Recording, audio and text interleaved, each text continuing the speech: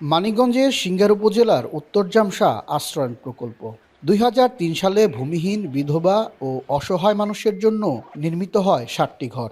কিন্তু সময়ের ব্যবধানে সেই আশার ঠিকানাতেই এখন দুর্ভোগ। ৭-৮ বছর আগে আগুনে পুড়ে যায় ১০টি ঘর। সেই ধ্বংসস্তূপ এখনও পড়ে আছে একইভাবে, কোনো সংস্কার হয়নি, নেই পুনর্নির্মাণের উদ্যোগ। ২২ বছর ধরে কোনো সংস্কার না থাকায় আশ্রয়ণ প্রকল্পের ঘরগুলো জরাজীর্ণ হয়ে পড়েছে।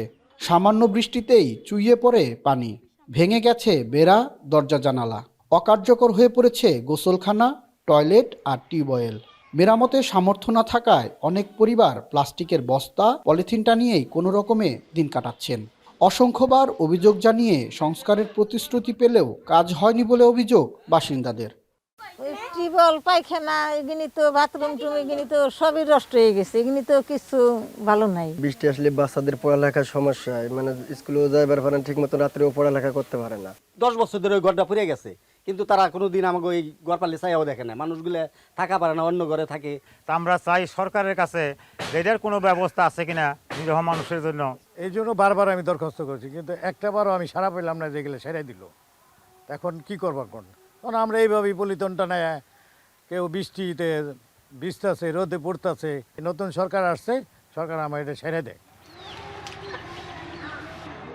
দ্রুত সংস্কারের পদক্ষেপ নেওয়া হবে বলে আশ্বাস দেওয়া হয়েছে প্রশাসনের পক্ষ থেকে।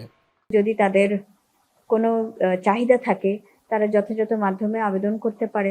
আমরা আমাদের স্থানীয় সরকারের যে প্রতিনিধিরা আছেন এবং আমাদের উপজেলা নির্বাহী অফিসার আছেন, তাদেরকে অনুরোধ করব যে এলাকাটি পরিদর্শন করে যৌক্তিকতার ভিত্তিতে তাদেরকে কি সাহায্য করা যায় সে বিষয়টি পর্যালোচনা করে দেখতে।